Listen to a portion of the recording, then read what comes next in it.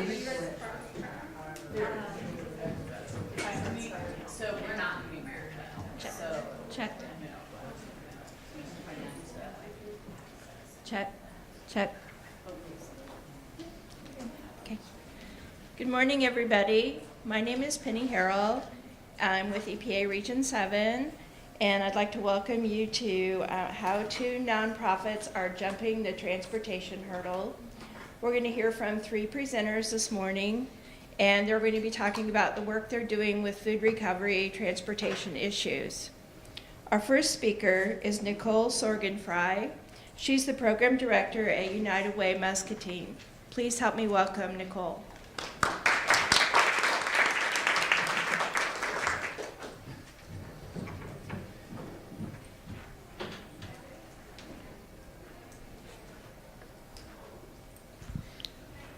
Welcome.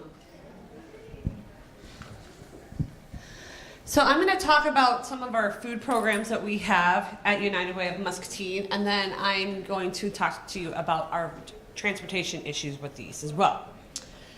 So our first thing is that we freeze corn. So we started this 3 years ago. We did the Growing Together grant through the Master Gardeners through the ISU Extension and Outreach. We have Monsanto in our community, which is now bare, and they plant 5 acres of sweet corn that they pick and donate to their employees and to nonprofits. Well, we were having so much corn that we didn't know what to do with it. So 3 years ago, we all were sitting at the table, some of the nonprofits in Muscatine, and we decided, why don't we blanch it and freeze it and utilize the methods that ISU gives out, and then keep it in the freezers for the food pantry for the winter. So our first year we were able to do this. As you can see, we're chucking the corn, we're cutting it off and cooking it down. So we have volunteers that come and help us pick all the corn, haul it to our homeless shelter, which we have a huge kitchen that has been renovated. A lot of companies have put money towards that kitchen, so we try to use that kitchen. It's we quietly enjoy it. And then we take the corn and freeze it down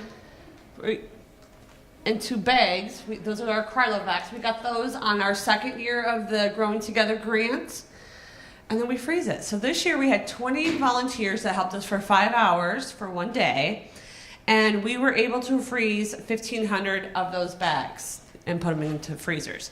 So we had a large older freezer that was donated for us to keep that all in. And then we transport it over to the community pantry in the winter and donate it out. Our next one is our cooking classes that we do with parents. This is a program that ISU Extension, the food pantry, the homeless shelter, the dietitians with Hy-Vee and the chef at Hy-Vee and I were all sitting at the table trying to figure out how we can tackle some of our food insecurity issues in Muscatine. One of the things that we found is that parents with young children who are having obesity issues don't know how to cook, or they don't have the cooking utensils to even cook with. So we kind of researched and came up with this Good and Cheap Eats cookbook. It was a program that Leanne Brown wrote. This was her master's program, and it's a downloadable free. We were able to use this. This cookbook is amazing. It has a lot of different things throughout it that can talk about plant-based. It talks about meat. It tells you how to prepare it. It tells you how to store it. So we really enjoyed working with this cookbook. So we found 10 parents with children that are in the school district, 18 and under, to go through this course. So our classes were 4 sessions every 2 weeks for 2 hours long, and we taught them how to cook. As you can see in the pictures of us working with them, teaching them how to chop, teaching them how. One of the really interesting things we did is we had whole chickens. We taught them different methods with a whole chicken. How you can feed your family 3 different nights with a whole chicken. How to cut a chicken down, how to boil chicken for broth and then pull it off the bone. So that was a really interesting thing that they thought was interesting as well. and a lot of fruits and vegetables, they didn't know what to do with them.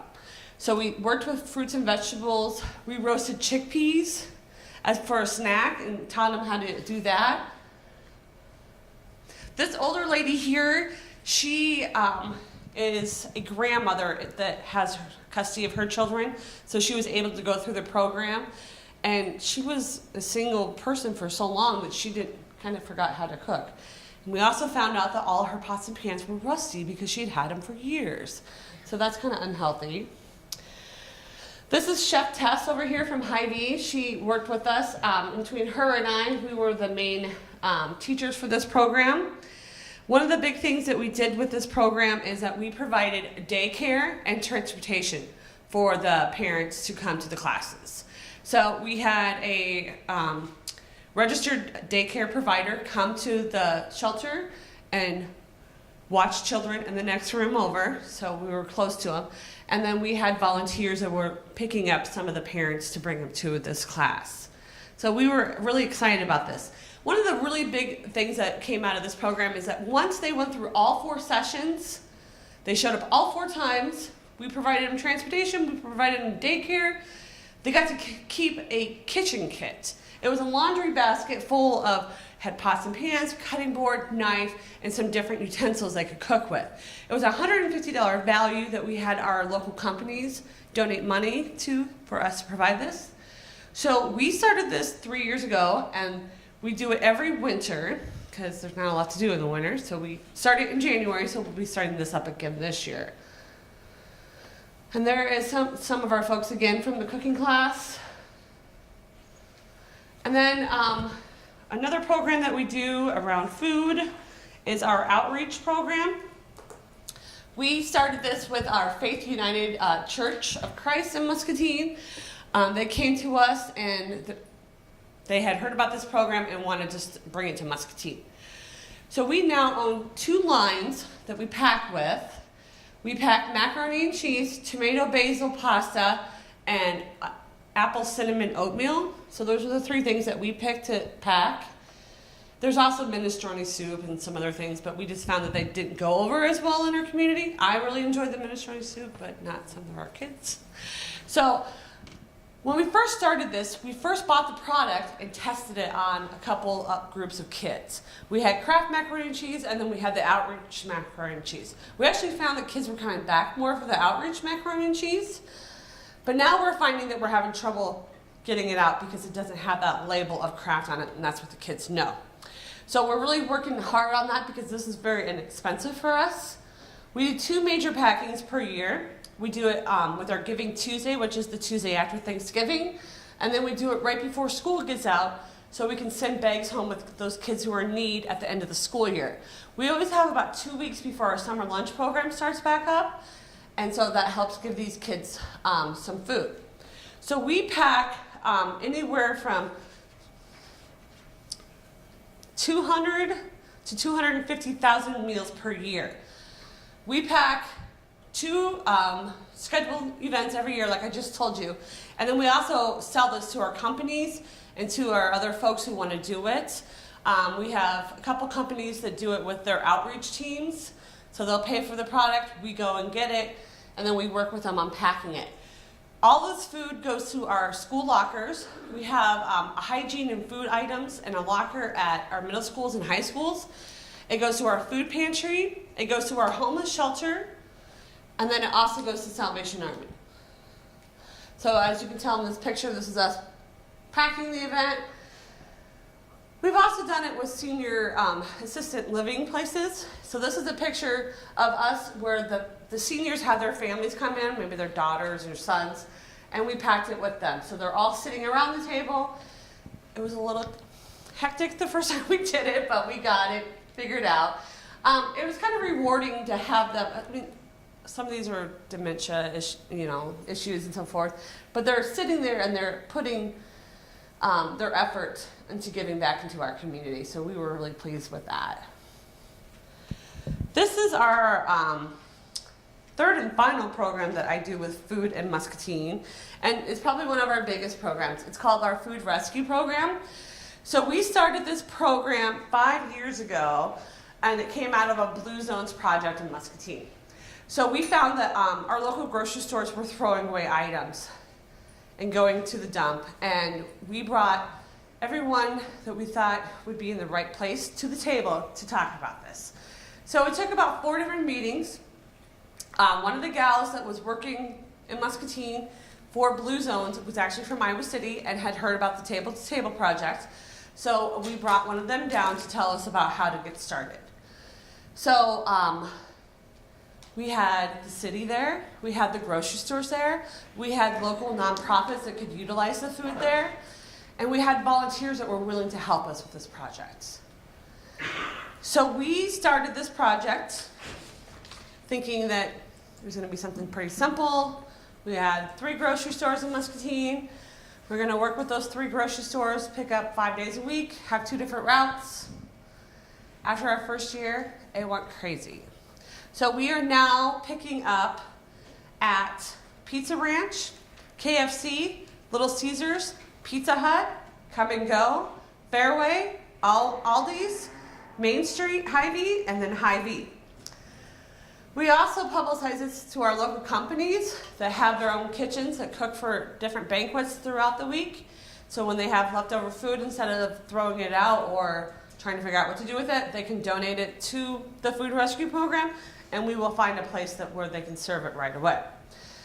All of our food, well, first, all of our efforts with this program is ran by volunteers. I coordinate the volunteers, I keep track of all the numbers, and I fill in as needed. I luckily have a father that's retired, so I plug him in anywhere I can. He really wants to sit and watch TV, but I don't let him. So that is one of our really awesome things out of this. As a United Way and with a volunteer center, that's one of the biggest things that we wanted. We now deliver 7 days a week. We have 3 routes, Monday through Friday, and 1 on Saturday and Sundays. We have about 25 volunteers that are strong volunteers with this program. We need 17 volunteers per week to run this program. So some of the food that is already cooked, we have a hot meal served Monday, Wednesday, and Friday at our Salvation Army for lunch. So we try to make sure that food goes there. So right now they're able to serve Little Caesars pizza on Mondays, and on Wednesdays they serve the KFC. We'll get fried chicken that's frozen, mashed potatoes and gravy, biscuits, the whole works. And then on Fridays they are serving Pizza Ranch. So we're pretty excited about that because that helps them with their costs as well. Now our homeless shelter provides dinner at night for those who are staying at the homeless shelter. So our items also go there that are already cooked, so that they just have to reheat, make sure they're following the right safety measures, and serve those out. Everything else that is non-perishable is divided between our food pantry and our Salvation Army. As you can see, we get a lot of bread and cakes from our Hy-Vees. We are also able to start serving out perishable items at our pantry because we have refrigeration and freezers available now. So we get a lot of like breakfast sandwiches from the Come and Go, and we get meat from Aldi's. So we're able to do 1 day a week we do meat, and 1 day a week we try to give out those breakfast sandwiches, and that's pretty amazing. So we serve 3 days a week at our pantry, and we serve about 150 families per day. We don't take intake information for those. At our Salvation Army, they do take intake information, and they serve about 500 families per month. So those are just some numbers for you. We are changing our food pantry. It's moving over to our homeless shelter, so I'll have more space. And hopefully we are going to be open 1 night a week. So that's exciting for us as well. And then we are also working with the food bank and bringing in a food pantry for our schools. It will be operated twice a month for about 150 families through our school districts.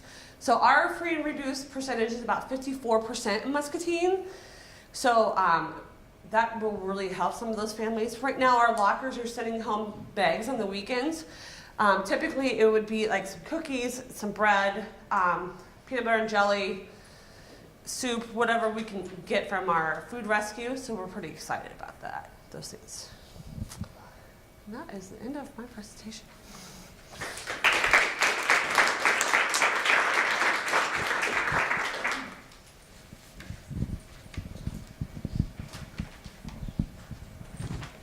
Thank you, Nichole. That was amazing.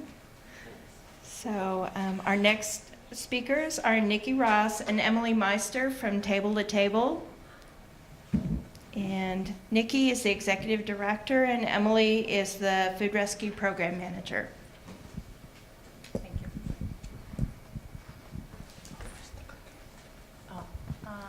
Right here.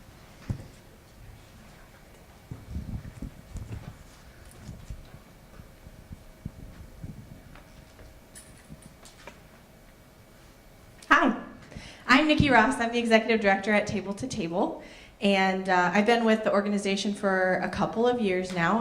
I have a background working in nonprofits ever since I graduated from college. I've worked for 6 different nonprofits, but one of the things that has been common in all of them is that we work with hungry people. So I've worked with immigrants and refugees, and with people who are homeless, and with kids.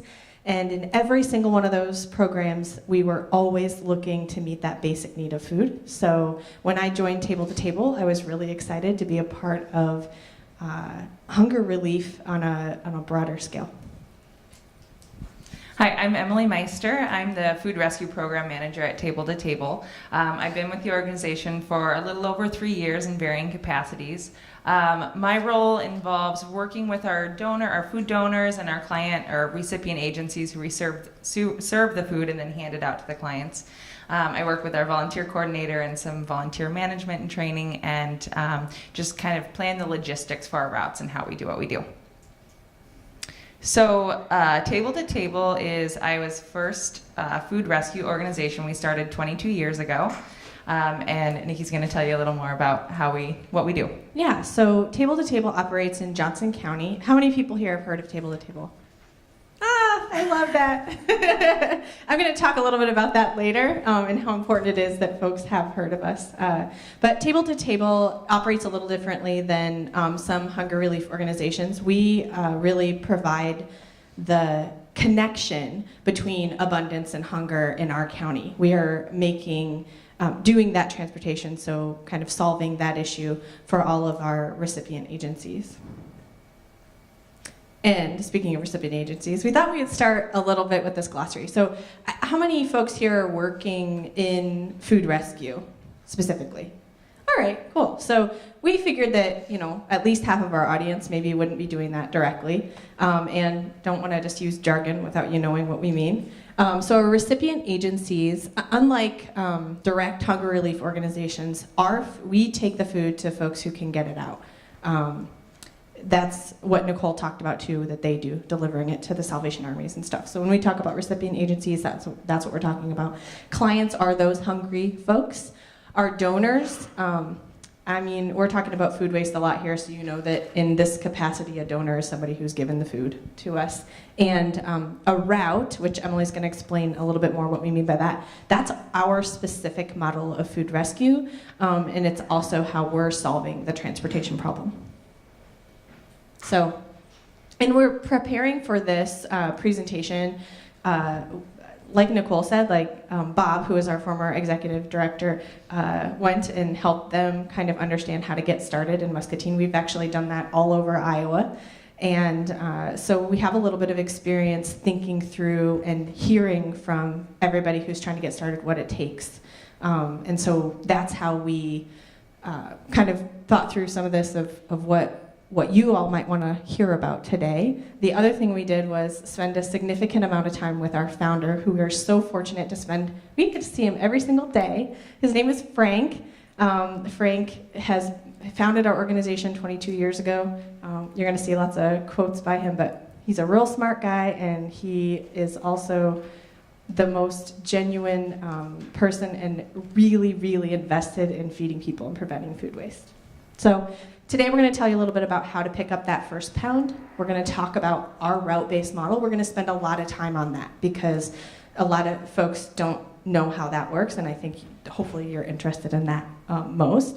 And tell you a little bit about how building relationships and utilizing our volunteers has helped, and then talk about how it is in the last 5 years that we've doubled the amount of food that we've rescued.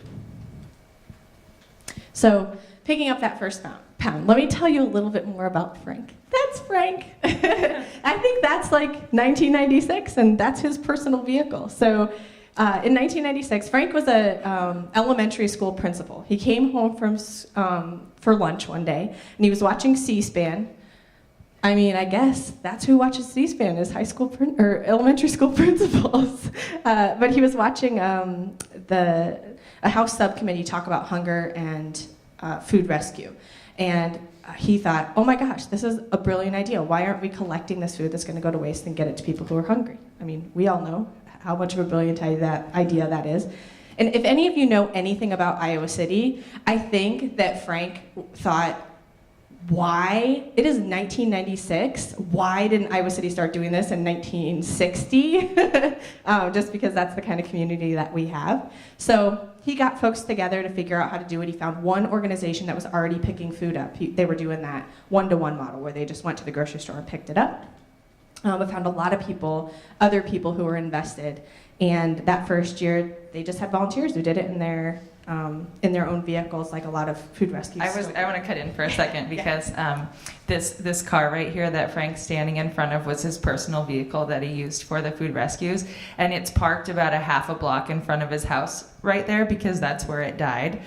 And so who knows how many food rescue routes he did in that little wagon before it, and it didn't move after that. He tells that story when we look at the picture. So that was its final route. So we'll just start with 3 kind of basic steps.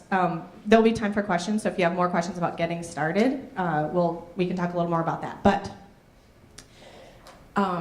actually, Aubrey talked about this, establishing those partnerships. So we spend a lot of time thinking about our donors and how do we get them to donate, how do we get them to divert waste, because that's super important to us. But it is actually harder to find recipients than you might think. And there is way more food in our system than can easily be put out to recipients. So we recommend, obviously, that you build those relationships first. And she really hit that, so I'm not going to talk about that anymore. Do it. Plan for food safety. So that's a big question that we get. That has to be top of mind. You have to have a plan for it and be prepared to share that with both your recipients and your donors. And it doesn't have to be that complicated. Keep your routes short. We'll talk about that, about a route and what that means. But if you don't have refrigerated vehicles, use your coolers and use your ice packs and whatever it takes to maintain that cold chain. But you have to focus on that, and you're going to build that first too. And finally, getting started and having more success and being able to grow, you're going to need consistency. So your donors want to know when you're coming, your recipients want to know when you're coming and what kind of stuff you're going to have. It's not the same always, but they get a general idea. And so if you do those 3 things, build that relationship with your recipients, you're going to plan for that food safety and be able to talk about it and make sure that you're consistent. Those are the things you need to get started. And it doesn't have to be big. You can just do 1 pickup and 1 drop-off. Okay, so I'm going to spend some time talking about our route-based model, why we do it, and how we do it. And when we're thinking about food rescue in general, there's a few different approaches, and I think we've kind of heard from all of them at this conference so far. But there's what Nicki had mentioned, that one-to-one model where we're quickly doing pickup from a grocery store and getting that directly to a pantry. And it's just a point A to point B thing, and it happens really quickly. And it's a good place to start, and that's where Table to Table started, with volunteers intercepting messages and doing that. But eventually, and fairly quickly actually, our capacity exceeded our ability to do that. We had more donors interested in getting involved, more recipient agencies wanting to receive those donations, so we just didn't have the capacity to go out and do a single trip for each of those. So we moved on to this route system. So what is a route? So there's the one-to-one that we just talked about. There's another model where all the food can be collected and brought back to a central location and then distributed to recipient agencies from there. Or what we do, and a few other food rescues too, is design a predetermined route where our volunteers are going out and stopping at maybe a grocery store and a restaurant and a gas station all at the same time, and then traveling to the recipient agencies. So maybe they're going to stop at the homeless shelter or a Head Start program, and then the final recipient would be that larger food pantry. So the goal of that is to get the food in the hands of those final recipients as quickly as possible, and also to always empty the van, because we don't have food storage, we need to come back with an empty van ready to go again. So why we do that, we talked about a little bit already. So it reduces waste. Duh. Like that's why we do it in the first place. But kind of in the food rescue process, some amount of waste, even after the fact, is inherent. In order to mitigate that as much as we can, we've designed things in such a way that we are stopping at the smaller agencies, or the agencies that have more specific needs or smaller food needs first. They actually will have a representative come out and pick, and we call it shopping from the van. They're coming out and choosing directly what they need. We go on to the next place. They do the same thing, and the process moves on like that. So at the same time, it's better meeting those recipient needs. They can choose what they want. It also establishes consistency both for the donors and the recipients. And we know that by doing that, we increase the donations and we increase our ability to distribute the food after the fact. Okay, so we have a couple of case studies actually of some organizations that we can show the pre and post route numbers from when we transitioned. So there is a local creamery near Iowa City in Kelowna, Iowa. And when we first started working with them, we were on what we would say an on-call basis. So they would give us a call every once in a while, but usually when they had a huge amount, like pallets and pallets of milk. And it was really good product because we're a step back in the food supply chain. This is a manufacturer, so we of course want to be able to recover that food. But it was challenging for a number of reasons. One, we're not planning for that. It takes several hours. It was usually a staff person going to do that pickup. And also, none of our recipient agencies were prepared to take on that amount of refrigerated product all at one time. So eventually we had a volunteer who happened to be available during this time of day that we could make it work. So we thought, we'll give it a go. And you can see from the numbers here that, that this is within the first 2 months of transitioning to that regular route system.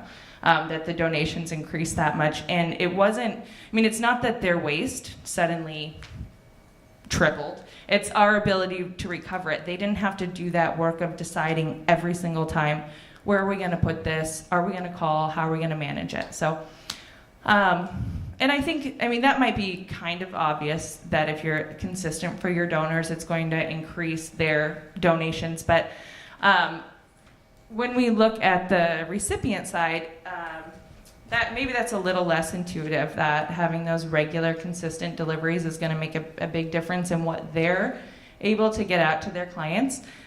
We work with a fairly small food pantry at the University of Iowa that's serving students and faculty. And when we first brought them on a couple of years ago, well, I should preface this, we have a waiting list for our donors and our clients, so we know kind of what that capacity is and try not to go above it. But if we want to get people started right away, even if we don't have a spot for them immediately on a route, we can collect small amounts of food for them at our location, have them come pick it up once a week. So that's how we got started with them, so they didn't have to wait as long. Once a route spot opened up that fit their schedule, though, that's within the first month, the change in the amount of food that they were able to receive and then distribute to their clients. And that's for a number of reasons. One, they can plan their purchasing. If this is happening regularly, they can start to see the trends in what food they get and then plan their ordering accordingly.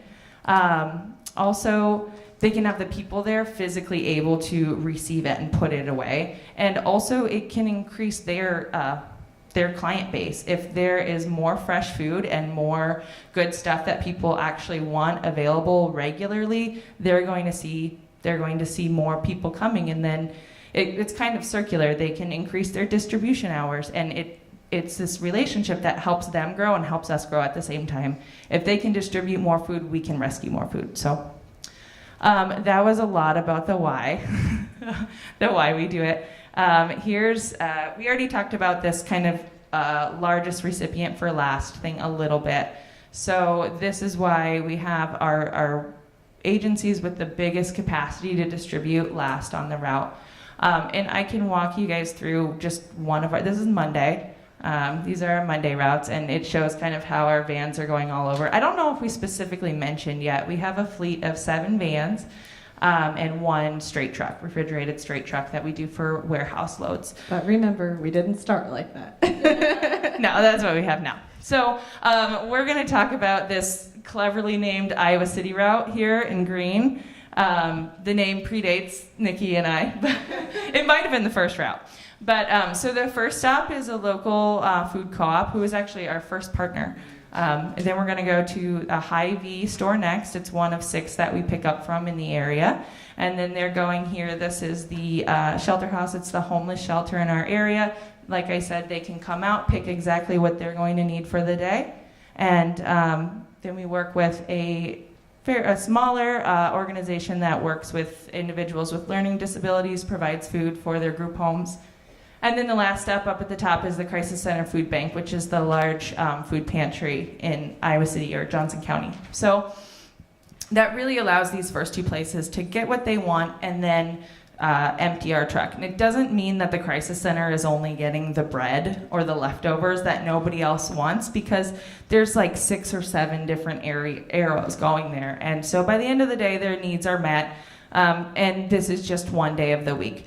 The days of the week aren't all the same. This looks different on a Tuesday or a Wednesday or a Friday or wherever we are. So another thing we do is constantly look at the data, look at what people are taking, and you're looking at the picture. That's one of our pantry meetings. Yeah. That's our bear, Howard. We rescued him, and nobody had room for him, so we kept him. He's our mascot now. But he actually, this a tangent, but he has a T-shirt that one of our volunteers' mothers made, and it says "Table to Table Volunteer." Anyways, so we collect data on all the food that we rescue, and we do it all by paper still, which probably seems crazy, but our volunteers go out with a piece of paper that we call a route sheet, also quite clever. But so they're going through and they're writing for each donor that they go to exactly how many pounds of which types of food they're picking up, so dairy, produce, whatever it may be.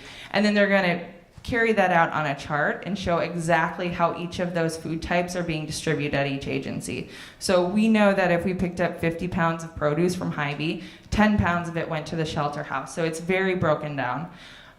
Getting that information from a piece of paper into a database is kind of time consuming. So we are looking into some technology to build that capacity, but for right now it does keep it all together. And by being able to look at all that donor data and the recipient data at the same time, we can really match up our partners in the right way and find out who is the largest recipient that should go at the end of the route, who always needs this kind of food, what route should we put them on, who can provide that. So that's how we plan. And that is the logistics of how we do the work we do. But we do use our data to determine what it is our donors are giving and what it is our recipients need. But truly, without those relationships, we couldn't do what we do. And I think that one of the things that makes Table to Table especially unique in our own community is how many partners that we have and how well we have to work with other people. And so here's another quote from our founder. He was talking to us about what it was like to get started, and he basically said we grew so fast because success bred success. And once you had started those relationships, earlier I asked how many of you have heard about Table to Table. Even the food rescue that's happening in Muscatine knows about Table to Table, and we were able to help them. There's a reason for that, because we build relationships and people talk about what it is we do. But most importantly, we value our partners as partners. And so we don't see ourselves as an organization that is, doing this great work like we are, big. We're the providers, and right, yeah. We don't frame ourselves as that, because we need our partners to do what we do, and so that's how we talk about it, and that's how they're able to talk about us too. And I think one of the things we don't like to talk about is how nonprofits, or just really anybody trying to do this good work, is how we deal with competition. And it has been my greatest pleasure being a part of Table to Table that it really isn't something that we are terribly challenged with, and we navigate that pretty well. It's really, really important. So reuse that picture again because we love it. But collaboration is key with our food donors, our recipients, and our community. We like to tell a story about how we were just trying to, beyond the data, understand from our recipients and our donors what it is they needed from us. So our donors, what has been super important has been meeting with them one-on-one, face-to-face. We've gotten a lot of great information. I'm going to talk about what that was. With our recipient agencies, all right, we tried to technologify the communication with our recipient agencies with a Google form. It had about 30 questions that said, what kind of food do you need, and when can we drop it off, and when are you open, and how many people do you serve, and who's your contact person, blah, blah, blah. And it was a horrible failure. Because even though about 75% of our organizations filled that form out, there was just so much more that we needed to know. And Emily goes and visits those places regularly, and we invite them to join us for what we call a pantry meeting. And that's every other month they come together and we just talk about stuff. It's pretty informal. We learned so much more at those meetings than we ever did from that Google form. We are never sending that Google form out again. And we have lunch at the meeting, which you everybody have to likes. feed people. It's a budget item. It's kind of funny that we're a food rescue organization and we have a budget item that's, feed people at meetings. There's never any waste. So. Oh, that's true. So one of the things that we learned meeting with our donors face-to-face is that you have to communicate to their motivations. And what I mean by that is, why are they donating and what is it that's going to keep them donating and help them work with you to be successful? So we learned there's really two motivations. The first one is the give back. And so one of our founders, the local co-op, they're motivated by preventing waste. They would fit right in here at this conference and they would love it. They want to hear about how much waste they're preventing. They want us to share what it is we do with the food. They care a lot about that. And so that's how we speak to them. And there's a lot of organizations that are like that. But the food system is a for-profit, area. And so for some of our organizations, it is that bottom line. And that means that they want to know about their tax deduction. And we can also share with them how much money they've saved in tipping fees in terms of the waste that they're not throwing into the landfill. We lead with that. That's really important. But one of the most important things we learned in those face-to-face meetings was that you have to be aware of the demotivator. And it turns out that a big corporation who's trying to make money maybe doesn't like you to lead with, oh my gosh, did you guys know that you gave us 350,000 pounds of perfectly edible food last year? Yeah, that did not go over super well with all of our donors. So we just learned how to reframe that conversation in a way that was helpful. So for one thing, our mission statement is not just about feeding people, it is about preventing waste. And if we can help our donors understand the extent of their waste so that they can reduce it at the source, great, we want them to do that. But we might not lead with that conversation. We actually do know that our donors we send them how much they've donated. And we know that they use that to reduce their source waste. And we actually had several new grocery stores open, and they tell us this first year is gonna be a lot of waste because we don't know what it looks like, what the customer base is gonna be using. So they're using that data from us to tell how much did they get, and we expect next year for that to go down. So in terms of our partnerships with our recipient agencies, I talked a little bit about this in terms of that competition and having really strong relationships where it's more symbiotic. And for us, it's understanding where our lane is and what our work is. And that's where Table to Table differs from some food rescues, because food rescue happens in such a variety of ways, and it absolutely needs to. So it's food is being rescued from food banks, and so they're actually providing direct service to clients, and we don't do that. We really make that connection, like I talked about earlier, and we build all of our relationships with that in mind.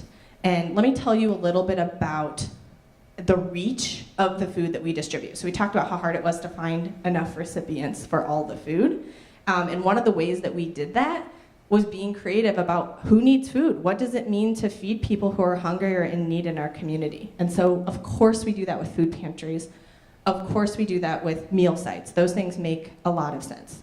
Some of the other ways in which we do it, we work with crisis services. So we work with mental health, a couple of mental health nonprofits who have group therapy programs, and they actually provide fresh snacks, a lot of fresh fruit, yogurt, things like that, at those group meetings.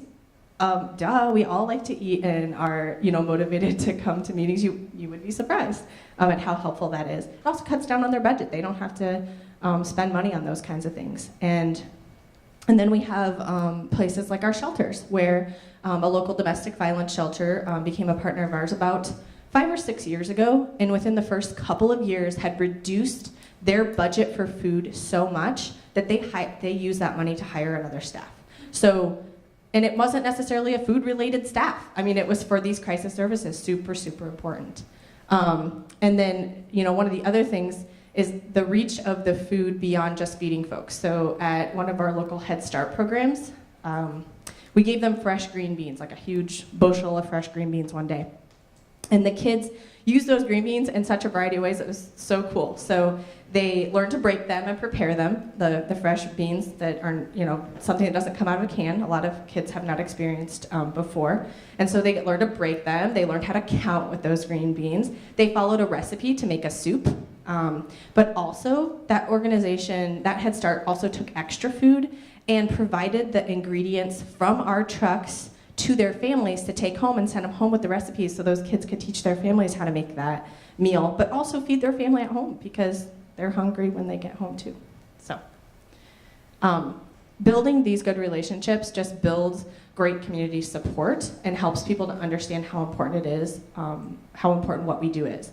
And we use that, of course, that gets used to fund our program. Our budget is about $300,000 a year. And that's super important, but even more important is that it gets the word out and it increases our volunteer base. And those are by far our most valuable resource. And so we've talked about the logistics, we've talked about those relationships. The thing that is super important for you to understand about what we do is that we operate 47 routes a week. We do 4,000 pickups of food and 5,000 deliveries of food every single year. There is no possible way we could do that with our 3.5 staff. We have to have volunteers to get in those trucks and drive and pick it up. And so we have just under 300 volunteers a year who do that for us. Here's the issue. There's a lot of repetition in food rescue. And because of how we do what we do, our volunteers, they don't see the faces of the clients who get that food. That's a huge motivator for volunteers. If you talk to volunteers in nonprofits, one of the things they're motivated by is working directly with the people that they're helping. We struggle with that. We can't do that. But our recipients can provide that kind of feedback. So the thing I want to impress upon you is that managing volunteers is scary, but helping them understand what their impact is has been by far our biggest success. And we do that in a few ways. We, first of all, make sure they understand how important it is what they do. Feeding people is pretty, that's important. People are hungry. Our recipients offer that as well, because we pull up to that Head Start program, and the executive director of that Head Start, she comes out with the biggest smile on her face, and they open the back of that truck, and she goes, "Oh my gosh, you have yogurt today, and you have milk, and oh, we have strawberries." And one day they got strawberries and they got blueberries, and she said, "We're gonna make smiley face biscuits with this." And so the next day she sent our volunteer who's been on that route for 15 years a picture of the smiley face biscuits that they made. And you better believe that that is the kind of thing that keeps that volunteer coming back for 15 years. So that's one thing that we do. The other thing that we do is, I know that one of the big topics here at the conference has been how much bread waste there is, and we absolutely deal with that. So we might have a volunteer come back from a route and say, "We got 600 pounds of food today. 550 pounds of it was bread and cake." And they're as excited about that in terms of how healthy that is for our recipients.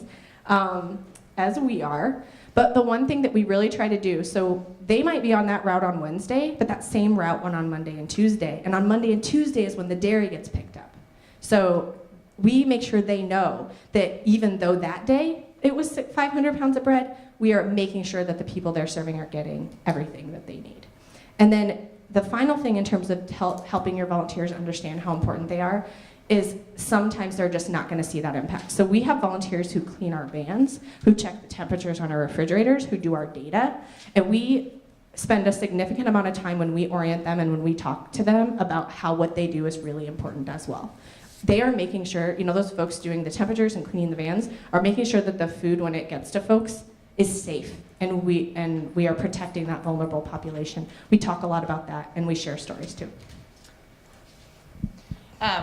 We won't spend too much time on this, but this is our volunteer value statement, which we were joking last night that we start every morning, line everybody up and do a pledge. We don't actually do that, but we might start. But we wanted to bring it up because there's just a few key points here that really hit home that idea of how important volunteers are to our organization.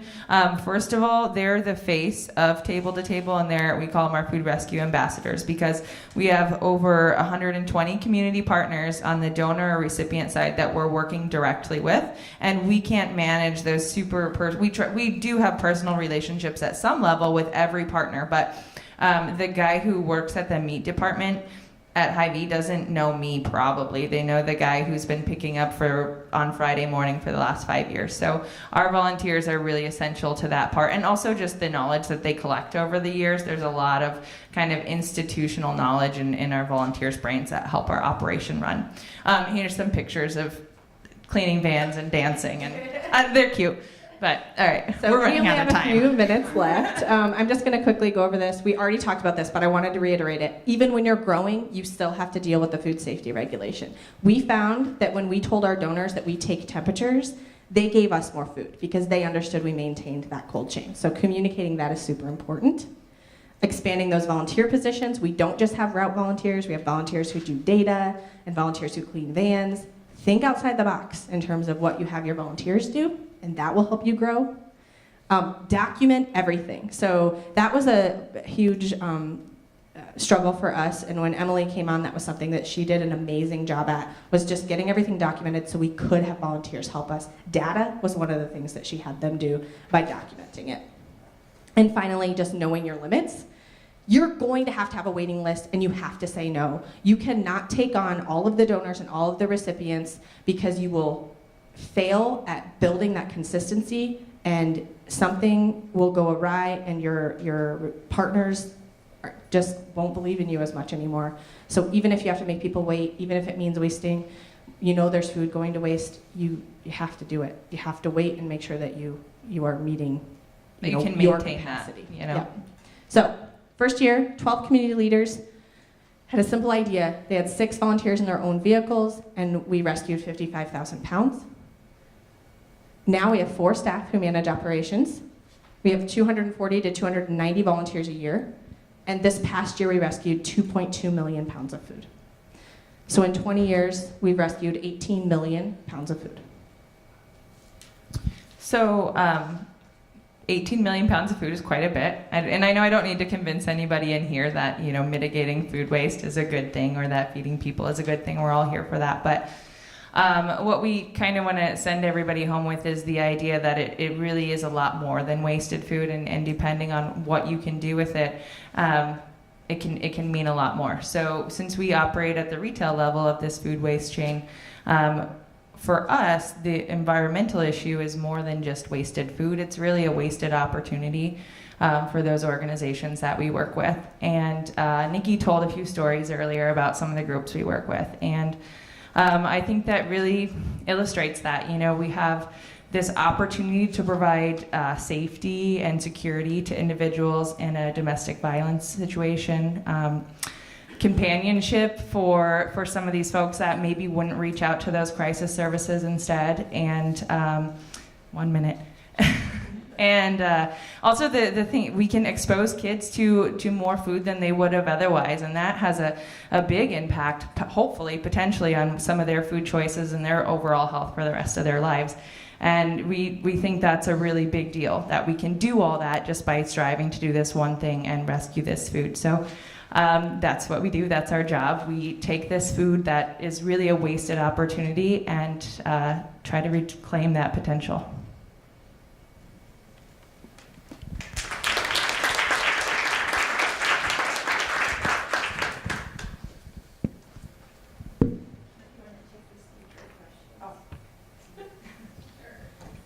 Should I keep that? Yes. Okay. Is Nichole joining us? Yeah, it is. Going to give everyone an opportunity.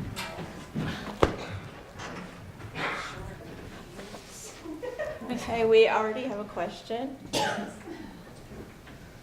I supposed to wait? No.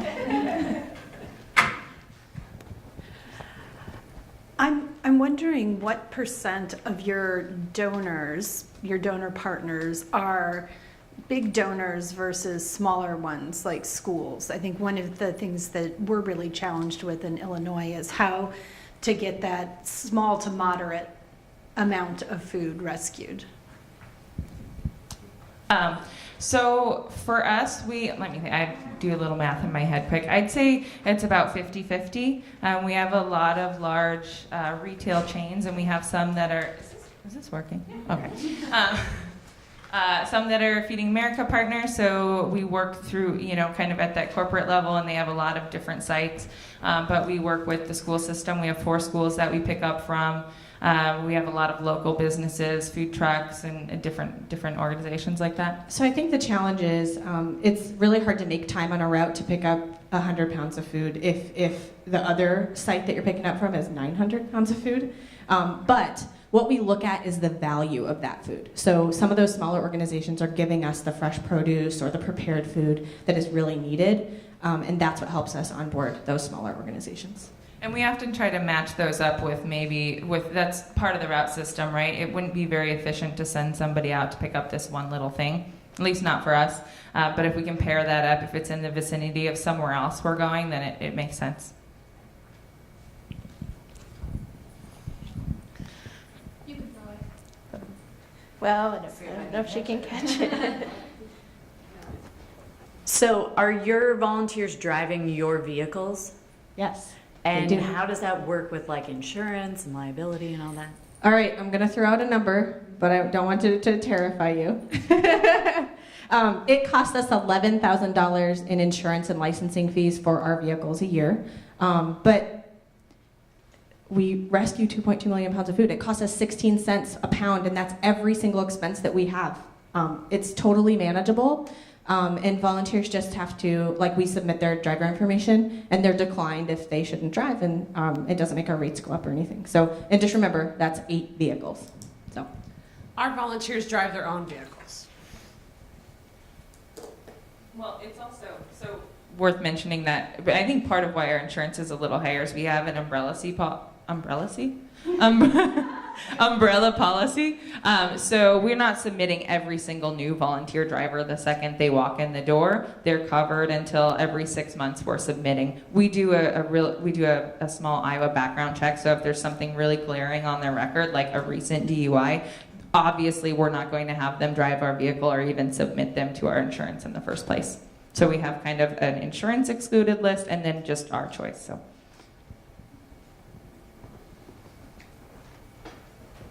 This is fun. One of my questions is, so I used to be a recipient of Table to Table when I lived in Johnson County, loved having that opportunity. I was equally excited every time you guys pulled up. The volunteers were awesome.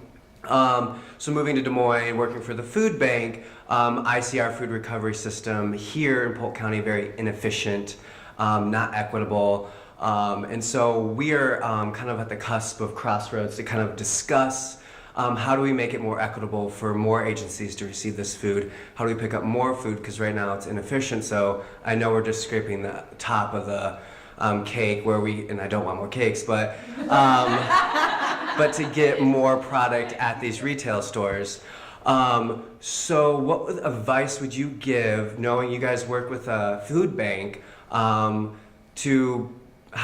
the relationship like between you guys and HACAP, and because I know with the Feeding America corporations and all of that weird policy stuff, how are you guys making it work, and what advice would you give to myself and Eat Creative Des Moines and other partners that are trying to make something like this work here in this county? Yeah, first and foremost, we're a redistributing organization for Feeding America, and we operate under HACAP's relationship with Feeding America. So that's really important.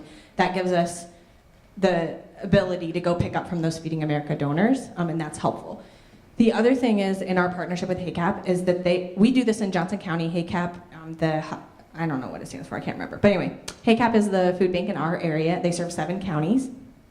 And if they came to, they would have to come all the way to Johnson County to do the food collection. So we just partner in that way, and we do all the food collection for them. I think that has been a pretty incredible partnership for us to work out. They would never want to send their drivers to pick food up in Johnson County when we can do it a lot more efficiently. So I'm not sure if that answers your question, but really I think it seems like if you're starting it from scratch, you could add a piece that is the transportation piece, or work with another organization who wants to build that. And coexist.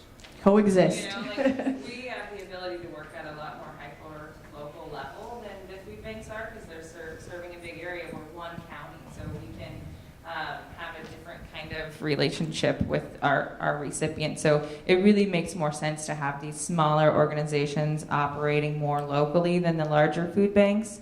I know a lot of them are transitioning to the, the agency-enabled pickups, and that helps keep things more local, but it doesn't provide a ton of consistency for the donor organizations. They might have 6 different recipients coming in to collect food, and they don't want to manage that many relationships. So having something smaller but still big enough to encompass a whole area is really an advantage. So we also do the Feeding for America through our food bank in the Quad Cities. But we can only deliver to those agencies that are food bank approved. So we just make sure our routes are lined up that way for those days. Yeah. 3 days a week we do it that way. But that helped us gain Aldi's and Come and Go and Walmart. But we also do Harvest. That's how we get Pizza Hut and KFC, which is also great ones as well. So it's just getting those partnerships with the big corporate places. So. How do you work with how do you work with because the other thing is I want food to get to where it needs to go, Yeah. and to anyone that needs it. Yes. So having compliances with Feeding America where I can only give to agencies that are fit within the specific guidelines. How are you guys getting food outside of those? Yeah, so actually that's a really important aspect of what it is we do, and it's a huge benefit to us being a separate organization, is that we do exactly what you do, and we build our routes. So in addition to all of the other things we talked about in terms of those logistics, we also have to match Feeding America organizations with Feeding America partner agencies. Of our 47, only 17 are the HACAP partner agencies, so the rest of those get food from places that are not Feeding America organizations. And we plan our routes based on that so that we don't take food to somebody that doesn't meet that guideline. And only 1/3 of the places that we pick up are Feeding America, so we just make sure that those are that route. And we have only 4 places in Muscatine that can get that food, so. Yep. So there are still agencies that don't get to benefit from that food because Yep. of the Feeding From America. that specific. But Specific, here's yeah. where the partnership comes in. Actually, we have 2 recipient agencies who dropped their partnership with HACAP several years ago, but we were able to help facilitate a reconnection between them and HACAP so that they could meet the guidelines for their food distribution. And the truth of the matter is there's a food safety issue in building those guidelines in for those recipient agencies, right? So we made that connection with them and explained to them, hey, if you build this back up and we help you, we get you a working refrigerator and help you, know how to take the temperatures, then you can build that relationship, and now you can have the meat from Aldi. Mm-hmm. So that's also something we help do. Cool.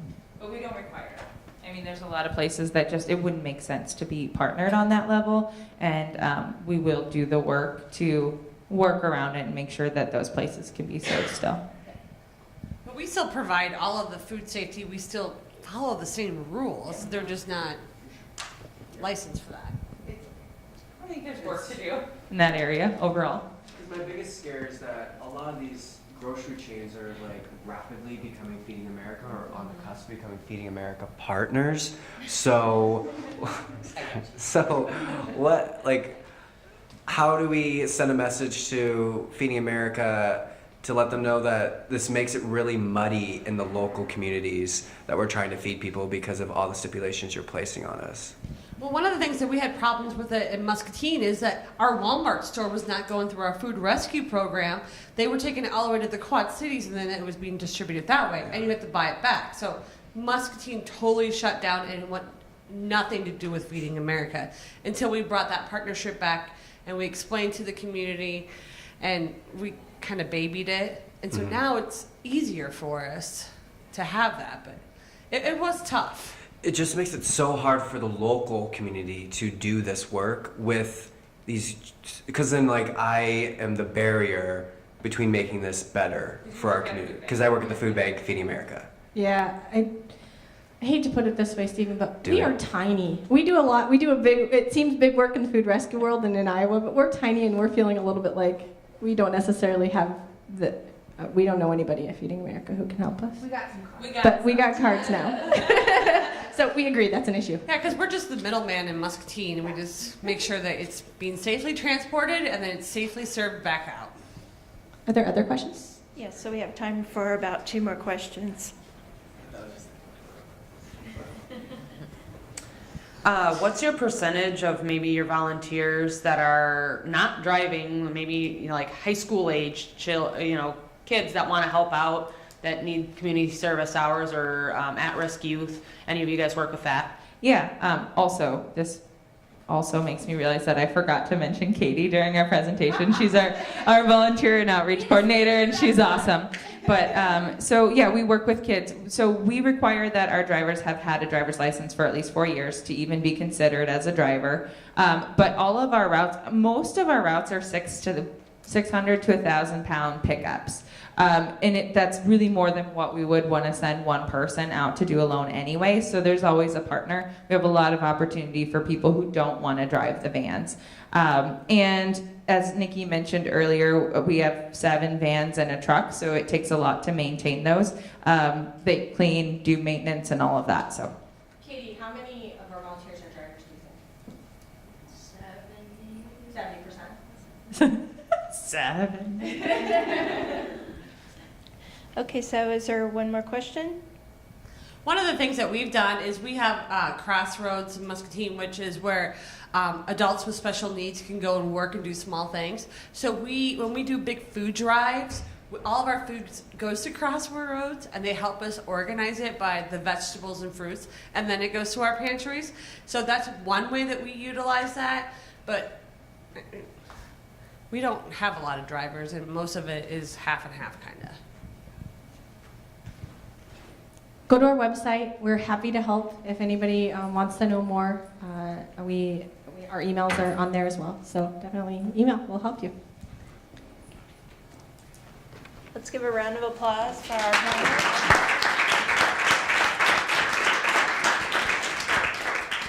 Thank you everyone for attending this morning. Thank you for attending. And there is a plenary discussion and lunch at noon in the ballroom. Thank you.